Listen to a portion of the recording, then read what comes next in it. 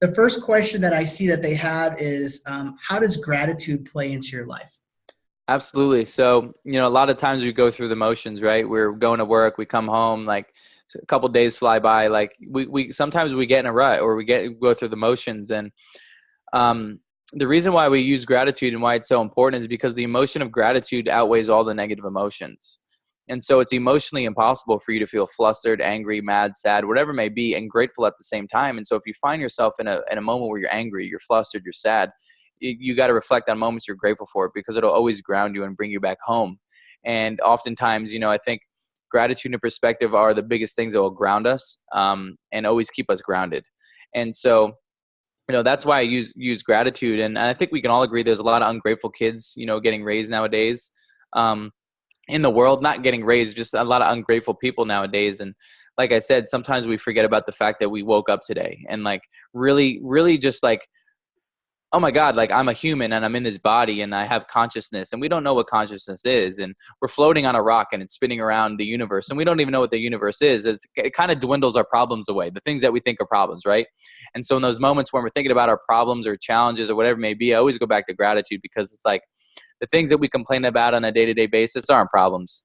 We self-inflict our problems. We create our own problems in our head. And so when we can, reflect back or go back to gratitude, it'll just get us in a better headspace to operate, and to, go throughout the day. So, you can wake up on the wrong side of the bed. And if you don't catch your thoughts, if you don't catch your patterns, if you're not self-aware of the way you're operating, your whole day tends to be negative. And so that's why we need to wake up, because our brain is designed to be negative. Like it's designed to be negative. It's designed to, keep us from the saber-toothed tigers, that were going to kill us 2,000 years ago, which we don't have any saber-toothed tigers no more. So our new fears are like fear of what people think of us, or, the social media epidemic. Like there's so many things that are new fears.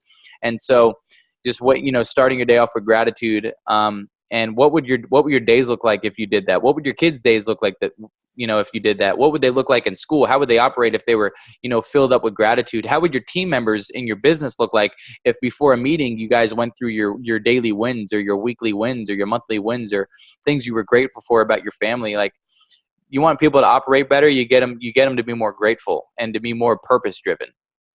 So the next question, I love that answer too. And I totally agree with gratitude is such an important anecdote to being in that funk, in that. So our next question is, what is the value of self-love? Yeah, the value of self-love. So if you don't love yourself, you can't love anyone else. Like there's going to be a barrier, there's going to be conflict. And so, like I said, the most important relationship we need to be working on is the one within ourselves. And so self-love, self-praise. As hustlers and winners, which a lot of people, I guess a lot of people listening are hustlers and winners. And I think we beat ourselves up the most in our inner dialogue, right? I think we can agree that we're always beating ourselves up in our inner dialogue. And like, how empowering is that? It's not empowering. And so we need to realize the power of our inner dialogue and our self-praise and our self-love. And, even I find myself like, when's the last time, like, good job, Nick? When's the last time I told myself good job? Like, I don't even remember. And that's bad. That's not good. And so like, I'm being fully transparent. That's something that I need to work on. And so, we need to start, you can literally install, self-praise into your nervous system. Like, say you don't like the gym, right? Say you want to be healthy, you want to be fit, but you don't like the gym. Like if you go work out and you're walking out of the gym, you're like, man, that was tough. And that wasn't, that's not going to be good. But if you walked out of the gym, you're like, good job, Nick. that felt good. You are going to start installing a positive feeling behind that action, that motion, right? And so like I had like a pain attached to learning. Like I wasn't very good at school. That was my limiting belief. I was stupid because I didn't like school. Typical entrepreneur, like I didn't like school, right? And so I had like a pain attached to learning. And I was like, oh, I'm not a good reader. That was the beliefs I started creating because of that pain.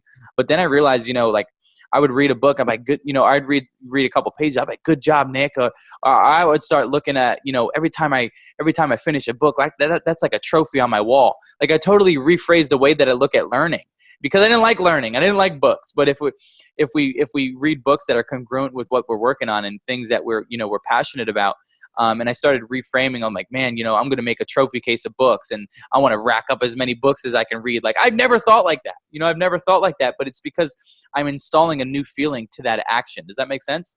Yeah, you're And so like what, reprogramming your mindset. yeah, reprogramming your mindset and reprogramming it into your nervous system. And so, I want you guys to even implement this is like start self-praising more.